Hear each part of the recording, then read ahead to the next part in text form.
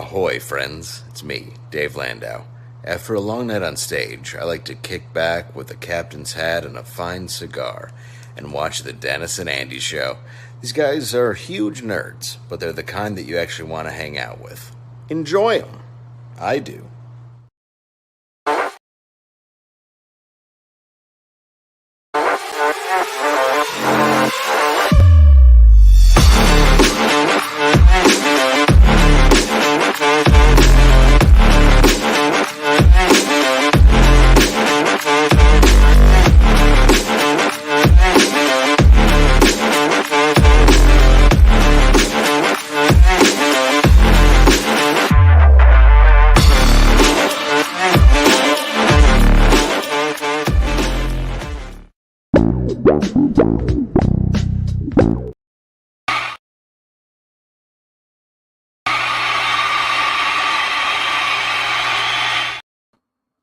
Well, hello, everybody. How are you? It is the Dennis and Andy Show Monday morning pop in.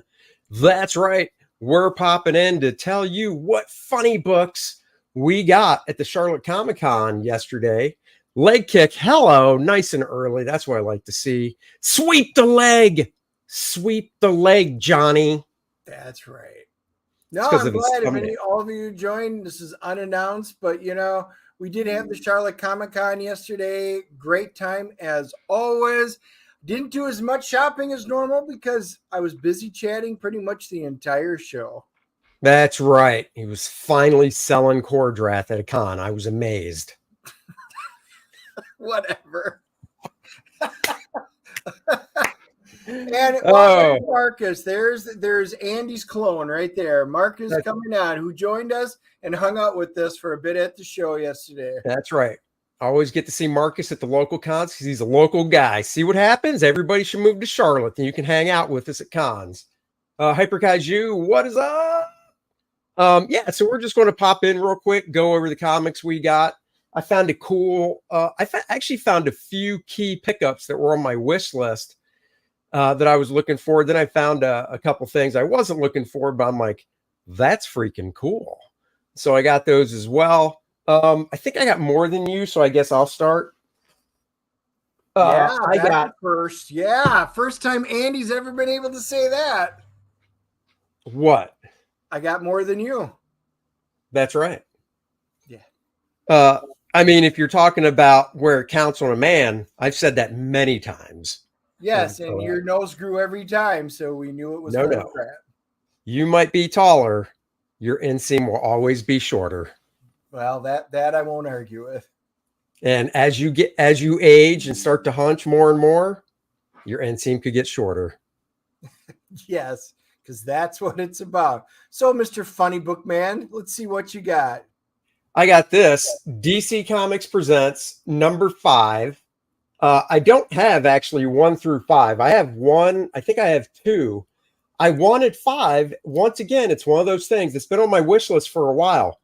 You wouldn't think this would be hard to find at conventions. I've been to at least 5 conventions so far this year and have not been able to find this book. It's in really nice shape. So it says $10. I got it for a little less. I know dealers. Great cover by Ross Andrew, Dick Giordano. I'm a huge Aquaman fan. Murphy Anderson, pencils and inks on the inside. And it's not often you get to see Murphy draw Aquaman and Ocean Master. Superman, sure, you can find Murphy drawing Superman a lot, but not Aquaman. And that is why I wanted it. That is why I got it. I checked it out last night. Very cool. So there you go. First one down. You're up, Stud Muffin. Well, you know me, guys. I like collections, so I just like to fill in a hole wherever I've got an occasional book that I need. And I've been doing pretty good. Finished off my Defenders, Champions. And then I wound up getting a Godzilla because I did need this issue.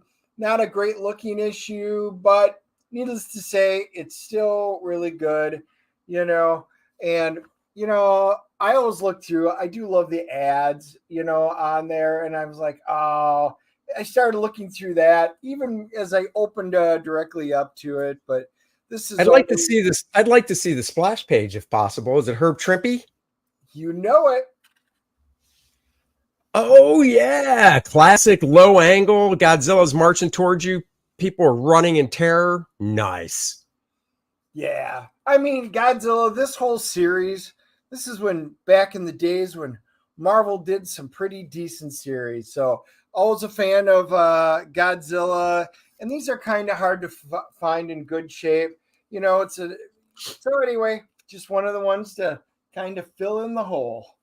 Now, will you be buying the two? This is off, not referring to Godzilla, but good classic Marvel stuff. Since they're doing 2 ROM omnibuses next year to collect them all, even though you have them, will you get the omnibuses? Probably not. If there was one, I would double dip in. ROM would be one. I'd have to see if they do anything special with it. I do own all the issues. I love ROM. You know, it jumped the shark at the end of the series, but what an absolutely fun, great, series that they put out. The Dire Wraiths, everything they did was cool. X-Men wind up popping in, so you got to love ROM for that. I just don't know if I'm going to fork out money again for it. But for those of you who don't have the entire run, that is an absolute must buy. It is just a great series. So I do highly recommend for all of you to get that if you don't own the originals. Nice. All right. Another one I got. I'll actually pull this one out of the bag because the bag's shit. So I need a new bag.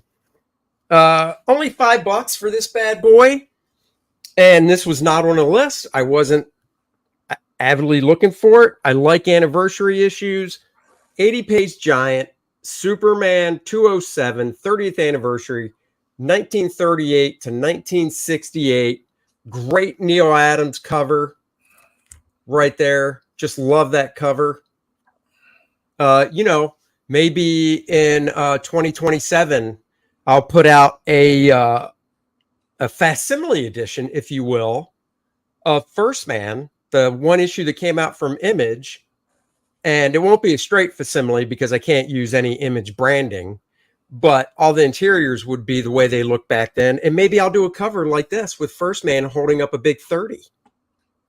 Ooh, a big 30. But so it's got the Superman from outer space, which looks like a brand new story. Now, they weren't given credit even then in 1968. But I'm going with Kurt Swan on this bad boy. So that's Kurt Swan. And then it's got, I don't know, that maybe that is a reprint. I honestly don't know because it's only a 15-page story. But then we go to a Superman story. And this is, once again, it's so funny that they have a table of contents, but they don't tell you what these are from. This is definitely a reprint. That's Al Plastino. So another favorite of mine. Chris Lord in the house. Hello. Chris, so get back to work. Get back to work. But we're glad you joined the show. That's right. So Al Plastino. Then I believe this is also Al Plastino on this other story. And you know what I loved about these books? And it kind of goes hand in hand with what I say about the problem with modern comics. I'm flipping through each one of these pages just to get to the next one so I can show you guys. Superman is literally on every freaking page. Every page. Now you're lucky if you get the hero on 2 or 3 pages in the book. Wayne Boring on this back, another reprint story. Great Wayne Boring. Really makes me want to draw a Superman that is that thick, like Wayne's, in my style, just to see how it would look, because I just think it's so cool. And it ends with the Superman's girlfriend's Lois Lane story, which could be Jim Mooney. I'm not exactly sure. I'm not as up on that. But so, I mean, for $5, because that's all this bad boy was, $5, it was well worth it. It is not Aaron Lopresti condition, but then again, what is? Well, Hyper, I agree. Who doesn't want to see Superman get lectured for a whole issue? So that is why I bought that. Dennis, it's your turn. Yeah, turn my camera off for a second.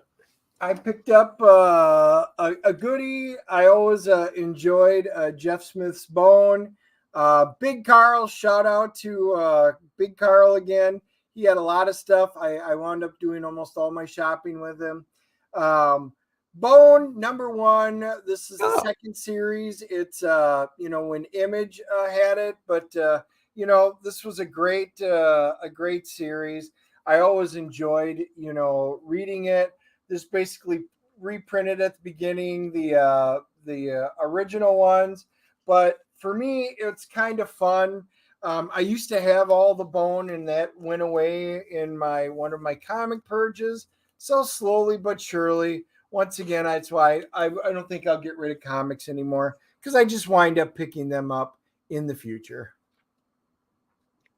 That is true. That's why you shouldn't. So, all right, moving on. Carl does not have inseam issues. No, he's got just the opposite. Carl's like 7 feet tall, but his inseam is 5 feet tall. It's really weird. He's like a midget from the waist up, but from the legs down, he's like 5 feet a leg, which is great if he meets a chick that's 5 feet tall. It would be.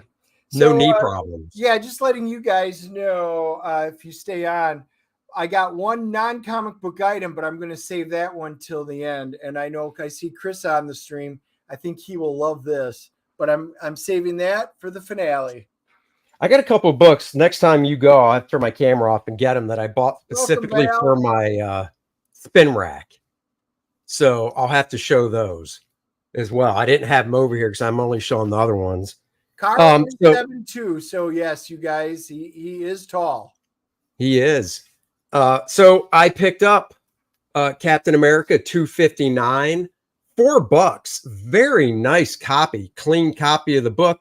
The reason I got it, this is Mike Zeck's first issue on the book. Now I have the entire Mike Zeck run. I didn't realize I didn't have this one in single issues, and I also have them in the Epic collections as well, so I can access them more easily. So I had to get that. That's inked by a bevy of inkers. I also picked up 2 key issues. Tom Morgan on art. I really dig Tom's art. Issue 333. I always do it backwards because of the screen. Issue 333, where it's the first time, what's his face there? John Walker dons the Captain America costume. Nice Mike Zeck cover. Tom Morgan, Dave Hunt on inks. And then issue 334, this was only $1. Now, I'm glad I got it for $1. It's not garbage at all, condition-wise, but there were some I saw later for $4 or $5 that were a lot cleaner. What are you going to do? Beautiful Mike Zeck, Bob McLeod cover. This introduces, of course, I can't remember the character's name, so Black Bucky. And then, of course, that is John Walker on the cover as Captain America. So I had to pick those bad boys up as well. Very nice.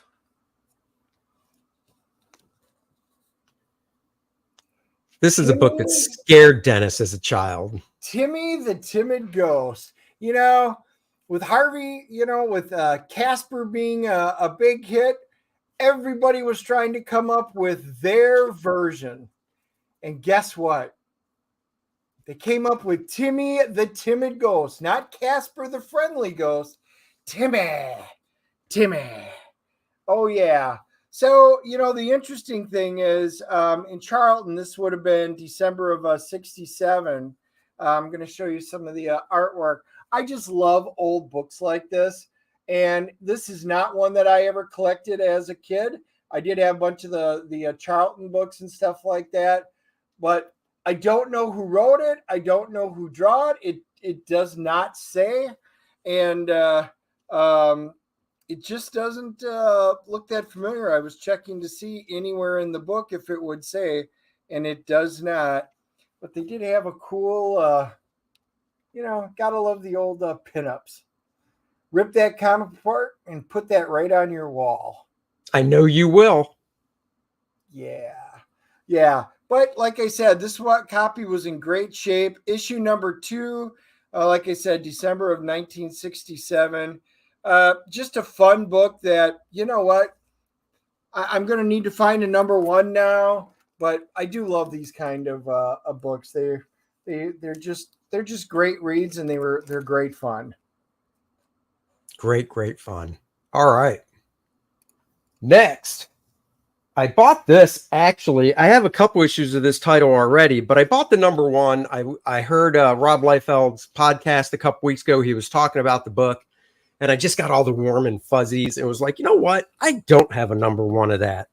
So I found a nice copy of it, nice and affordable.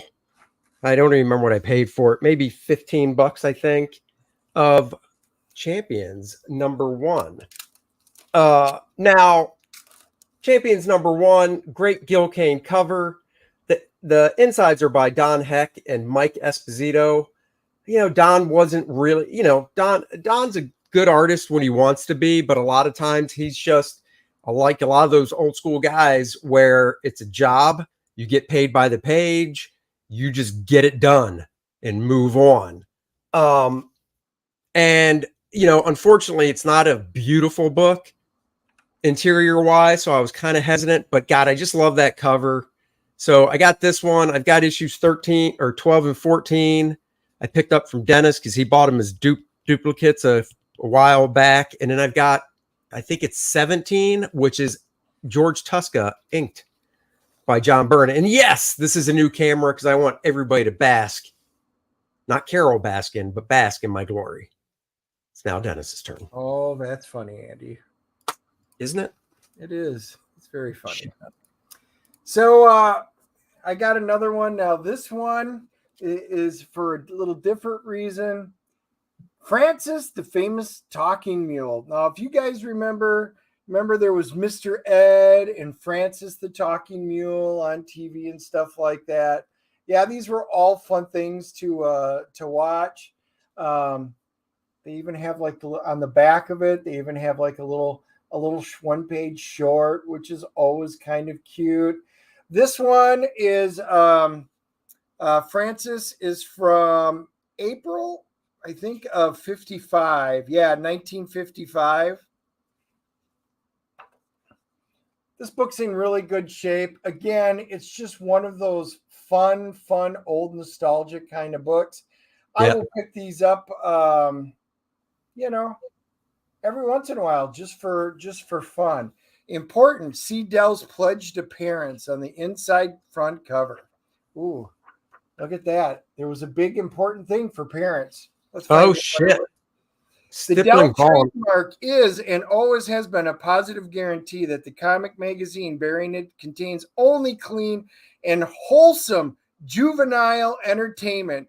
Do you hear that, DC? They would not degrade Superman that way. The Dell Code eliminates entirely rather than regulates objectionable material. That's why when your child buys a Dell comic, you can be sure it contains only good fun. Dell comics are good commie. That's our credo and consistent goal. What a cool thing to have in there back in there. Stippling Vaughn says Andy's winning so far with his comic purchases. Oh, he will. Yeah. No, he absolutely will this week. I did not get any shopping. I did one. Aaron would say it isn't a contest, but Aaron isn't here. No, he's still sleeping like a little punk. Andy and Dennis, what would you do if you had went to Tampa Comic-Con and invited to the sex dungeon? I would have politely declined. Now, in full honesty, 30 years ago, 20 years ago, I would have wholeheartedly went. But now, nah. I would have been like, that's cool. You guys have fun. I'll go hang out with Graham and stuff back at the bar. So, yeah, guys, I would rather sit back and sip on a few drinks, have great conversation with all of you that came out, and I would rather do that than to do it. That doesn't even remotely interest me. Getting as Glover would say, getting too old for that shit. That's right. There were times when after a show, Dennis would like to hang back, sip on a few cocktails, and get all drunk, but not anymore. Well, there goes our rated G reading again. Thanks, Andy. You got it. All right. This is the last one for me before I do the spin rack books. But the last one, a buddy of mine, Drew Geraci, has a YouTube channel that's growing. He's got almost 400 subscribers. Go check out his channel and subscribe to it. All he mostly does is he takes comic books. Super knowledgeable guy. The camera's looking right down at the comic, kind of like my book looks, and he goes through them. And he went through Man-Bat #1 as part of a little series he did on rarely seen, I guess you could say, Steve Ditko jobs. I had no idea Steve Ditko drew issues 1 and 2, or no, just 1, I'm sorry, of this issue of Man-Bat, and Batman's in it. He's in it for a little bit, not a ton, but it's cool to see Ditko draw Man-Bat. Now, I did pick up issue 2, and issue 2, I picked that up for only $4. Man-Bat's awesome. He is. This book, really nice shape. It was $40. I got it for about 25. So a great deal on it. It's in very nice shape. I think it's Aaron approved. Issue 2 is in pretty garbage shape, but it was only $4. It's drawn by Pablo Marcus. Really cool looking book. So that's one I got as well. Stippling Vaughn says the fact that so many CGers went to the club shows that CG is youthful energy, which we need for growth. Party on, kids. I think, well, I don't know. If you're talking about the CGers, if you're talking about the CGers that were exhibiting at the show, it was probably half that went. If you're talking about the fans that showed up at the show as well, I'd say more did not go, but I don't know. I wasn't there. So I don't know. All right, Dennis, it's your turn. All right.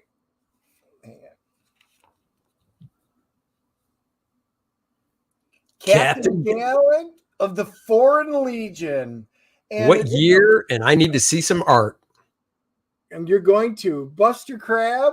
Oh, and just so you know, you too can be a junior Legionnaire. Oh, hell yeah. Already comes with the certificate. And when you open it up, life goal achieved.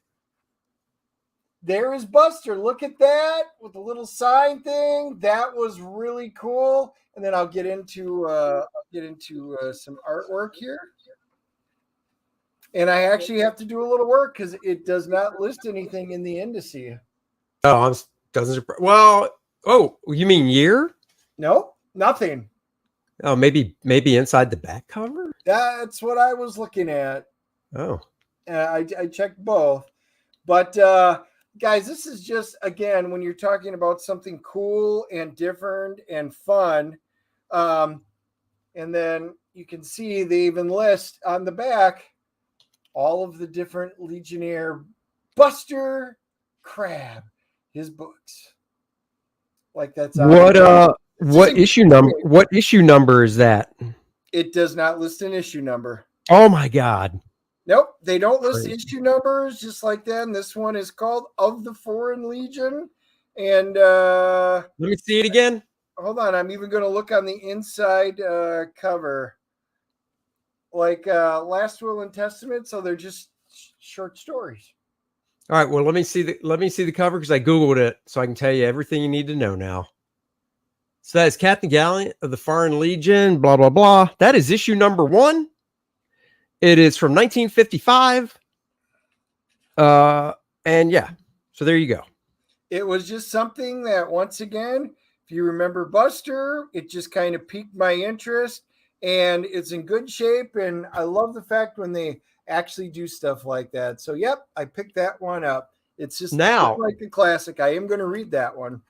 I may recommend, since you like collecting series, it's only 4 issues. Oh, really? Yep. Nice. 4 whole issues, and you now have, and now, like, if that was number 3 or number 2, it's number 1. You almost have to get 2, 3, and 4. So apparently there's 2 versions. There's the original, and there was a Heinz giveaway. And the only way to tell the difference is if it has Heinz ads in it, and this has none. So this is the original one. Yep. I would assume the Heinz giveaway might be worth more. I don't know what you paid for that. No, it is not. It is just the opposite. The original one is. Oh, you're right. I'm looking now. Yeah. Well, now you can go out and get the Heinz giveaway and 2, 3, and 4. That's right. So cool. Another little cool mini series that I'll be able to go pick up. All right, spin rack time. I got, well, before that. By the way, Don Heck was the artist. Oh, really? Look at that. You got a Don Heck book. I got a Don Heck book. So from Time Tunnel Comics was set up at the show. And I know the gentleman that works there. And he, back in 2018, he had me do a Firestorm drawing for him. Fast forward to 2023, and he wanted a Conan drawing. And so obviously, you know, I said, it'll be this much. And he's like, that's not a problem. And he gave me a copy of his variant cover they did for the store for Time Tunnel by Eric Ray of Conan #1. I finally got a chance to read Conan last night. Dude, if you're not into new comics, I understand. Go get Conan if you like Conan. This book is awesome. Just looking at it, you'd think John Buscema was back. Unfortunately, he's not, but this fine gentleman, Rob De La Torre, is doing an awesome job of doing a John Buscema, and he did not start out that way. I remember more of his early work, and it didn't look anything like this. So go get this. So since this is a duplicate, because I already have one that I bought when it came out, spin rack. Nice. Love spin rack stuff. I know. Now, one of my favorite, many of you guys know I love World War II movies. I love the history of it. My wife and I watch a lot of World War II movies, always have. Dirty Dozen always ranks in my top 5. It's just a great movie. This was the basically comic adaptation of it from 1967. And when you open it up, it is really cool because not only there's your splash page, which, you know, Lee Marvin's giving it, but right there, it even talks about the movie and they plug it right there. There's the cast. Look at that. Lee Marvin, Ernest Borgnine, Charles Bronson, Jim Brown. Look at that, guys. I'm sure most of you have seen it if you haven't. You know, Telly Savalas is in there, Kojak, but without a sucker. This is a great one. When you take a look at the artwork, you know, they did a nice job of, you know, recreating the characters. This was a one-shot. It was just a movie classic. I think it's just awesome. It's just cool. I don't know who did the artwork. It doesn't say, and I even double checked on it, and there are no artists or writers listed. So we're assuming it was just random Joe Schmo who adapted the screenplay. So be it. But anyway, great book. Great book. Great book. Fantastic. You'll have to look up while I'm doing my thing and see who drew it. I did. It is blank. Oh. Yes. No writer or artist listed. Not only in the book, but even Did in you the do database. What about just doing a Google search for who drew the Dirty Dozen comic book from 1967? I don't know. I haven't done that because I was busy showing the book. No. I know. I'm just saying, what about? All right. This is a duplicate. I already own this book I'm about to show for the spin rack. However, this book costs more than I paid for it. I mean, maybe it doesn't. I'm wrong, but I've seen it go for more. So for having a second one to put on the spin rack for $5, the original Death Dealer, Glenn Danzig, Frank Frazetta, Liam Sharp kicking ass on the artwork. Liam also did Jaguar God. He did 2 issues of this. And then who did the 3rd issue? I've got all 3. I can't remember. It might have been Arthur Sidham did the 3rd issue. But, man, Liam was just born for this. This is freaking awesome. So spin rack. Hell yes, spin rack. And let's see. Yep. So there you go. So I had to get that as well. And Jim Zub wrote the new Conan. I did post that because somebody asked. So if they didn't see it, it was Jim Zub.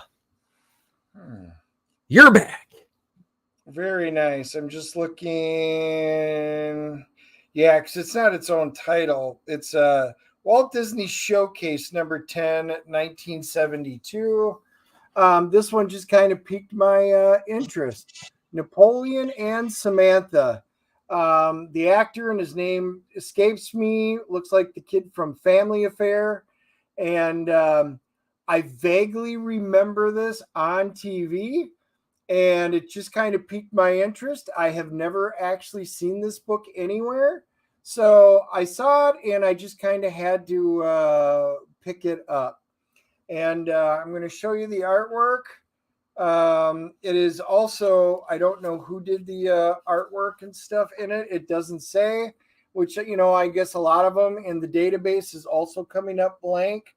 So could have just been studio artists that they had do it. Bob, Joe, Frank wound up doing it. Frank McCarthy did the artwork. Awesome. Thank you. Which Midway movie did you like better? Charlton Heston in that classic one is still the best movie in my opinion. They're both good. I love that movie. My wife and I, every Memorial Day for probably the last 20 years, we watch the original Midway for our movie on Memorial Day. And it's just something, a tradition that we have done. I love the original footage and stuff that was in it.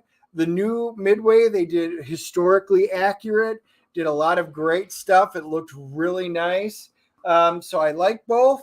But if I have to choose, I will choose the original Charlton Heston one every time. What do you watch on Veterans Day? It all depends. We do watch a number of them. Dirty Dozen is in it. I'm a big fan of the Green Berets, which was the Vietnam War with the AAA fire bases and stuff. Those were all great.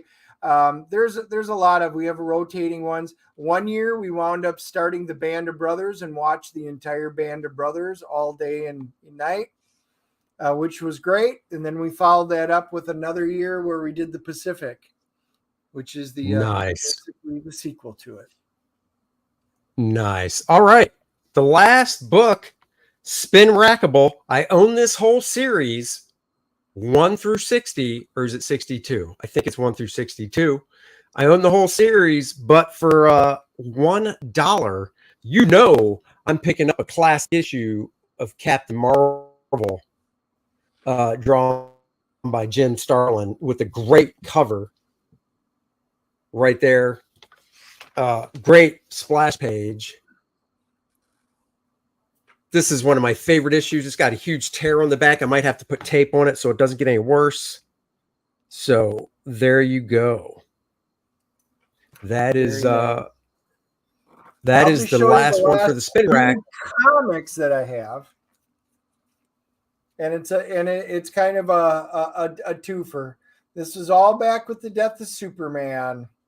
So I got the Adventures of Superman and then the Death of Superman. Both are sealed in the original bag, never opened. I still remember, for those of you who don't remember, this one for me was tough. East Coast Comics, I think, is where I had to get them. My comic shop had ordered like say 150. I don't remember the exact numbers, and they got like 10 or 15 of them in total. So I wound up having to pay an arm and a leg to mail order it back with the Death of Superman because everybody wanted it. And anyway, I paid an exorbitant amount, and it's nowhere near that. So I wound up picking that up for a sweet $5. So gotta love that. So for $5, I'll pick up those sealed ones all day long. $5 foot long. $5. All right. Last but not least, want to give a shout out. A guy walked in front of my booth, a fan, and we were talking, and he had this book in his hands, and I was like, "Oh, that's pretty cool. Where'd you get it?" And he goes, "Oh, they're right over there." And this publisher was across the way, down a few from us. And this was the freebie, The Remnant.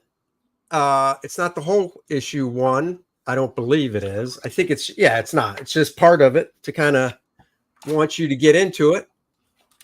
It is from Grok, Grok Comics.com. The gentleman and I, we were talking. Small world. This is, I think he said, his first time doing the show, and unbelievably, he is a fellow CGer. We follow each other on Twitter. He said we were on a live stream a couple years ago together. So I also picked up the 0 issue, and it must be, I guess it's the full issue 1 of The Remnant here. So go check it out on Twitter. He is at Grok, Grok Comics. It used to be Tribulation Task Force, and he changed it to The Remnant. So go check it out. These 2 books here are story, of course, Bill Ropp. Art is Carlos Rodrigo. Colors Brian Magne. I would totally butcher the letterer's name, so I won't even say it. But, the art is nice. So I was like, yeah, it's a Christian book, Christian comics, story-wise and stuff. Very, very cool. Well, and it's a cool concept and premise, and it, you can go check it out in what he gave for the link. But basically, it's the Armageddon. It's the end of the world, right. And he's come to Earth ahead of time, the Antichrist, to end it. God creates these superheroes to slow them down, not stop them, because it's inevitable. So at least you can slow them down. So it is kind of a neat one where in the end, the good guys can't win. So it's a cool concept. Yeah, it is. And what was cool was I didn't introduce myself officially until I bought the book from him, because I was like, well, I'll buy this. He's like, okay, $5. So, and then we were talking more, and I said, yeah, I'm right over there. And he goes, oh, Andy Smith. And I was like, yeah. And he goes, oh, we've talked before, blah, blah, blah. So he gave me those couple other things, which was nice. And then Dennis was like, ooh, I know Andy. And he was like, I don't care. Move on. So always trying to get free stuff from me. None of that happened. Oh, I swear it did. It's Marcus was there. He'll back me up. Yeah, Marcus will tell the truth because he's an honest guy, which is why he hangs out on our channel and visits us. And then when you leave, he takes your seat. Well, that's okay. I allow it. So. All right. So I said I would save the non-comic best thing for last. I'll show you it in the box first. So we got Star Trek. These are TV lights. And when I say TV lights, they are literally, these all light up. They're in the shape of TVs. I know they're kind of hard to say. See, Marcus? But I've got them. I got them from a buddy, Needless Essentials. Tracy and Jason were both there. They said, I need to see you right away. I got something for you. So I knew it had to be Star Trek. They are really kind of cool. I said, do they work? He goes, we've never tested them. I tested them this morning. None of the 3 actually work. No! Yes. No! Yes. I am bummed. They are still really cool, though. And I'm going to put them up in there. Each one is a TV set. So you can see there's Scotty in the Jeffries tube. There's a great one of the Enterprise. Oh, look at that. City on the Edge Forever. Joan. Yeah, Joan, baby. The original. You should ask for a refund. I know. I'm going to give them shit because we're doing their show up in Greenville next week. That's right. Greenville, North Carolina. Yeah, Not South Carolina. Yeah. Greenville Comiccon this Saturday. Trouble with Tribbles, Uhura, The Cage, or The Menagerie, depending on which one you're watching. These are actually cool retro TVs. So they are all the sets the same? Yes, they're all identical. So I was hoping at least one worked. You should send one to Graham and one to Aaron, your Star Trek bros. You know what? If they think it's cool, I can give them a set. Because I did buy them. Tracy made me a deal on all 3. And I, of course, bought them. They are really cool looking. I am going to tinker with one and see if I can't get it to work.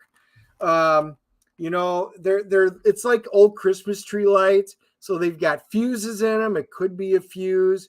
It could be whatever. So I will take a look. But guys, it was TV lights 1997, but it's in the old classic 60s Star Trek.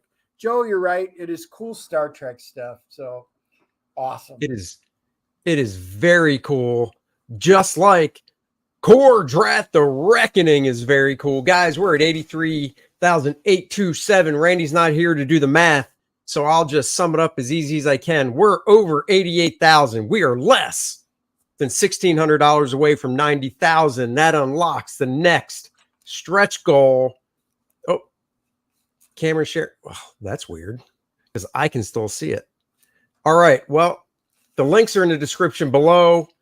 That unlocks 90,000, the Necronite playable character card. Get on it. Share the campaign. The t-shirts were closed down last week.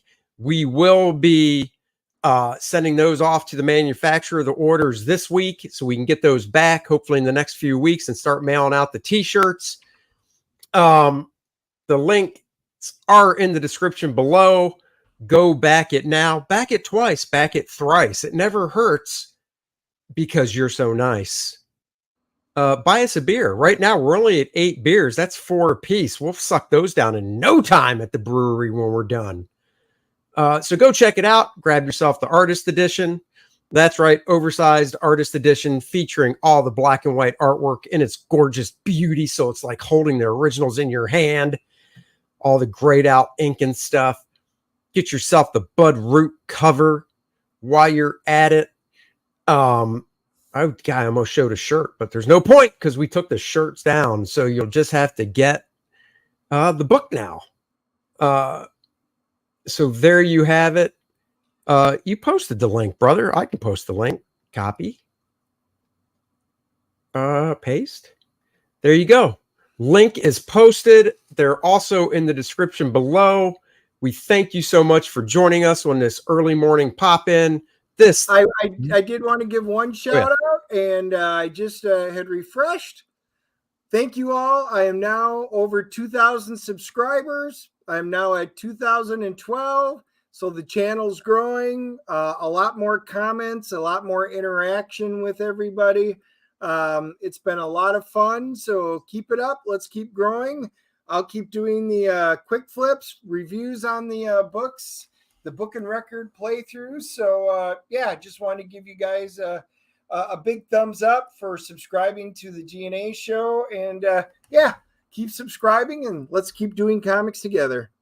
That's right. And Wednesday, 7 p.m. on the Dennis and Andy show. So you can catch all of Graybeards and then catch us.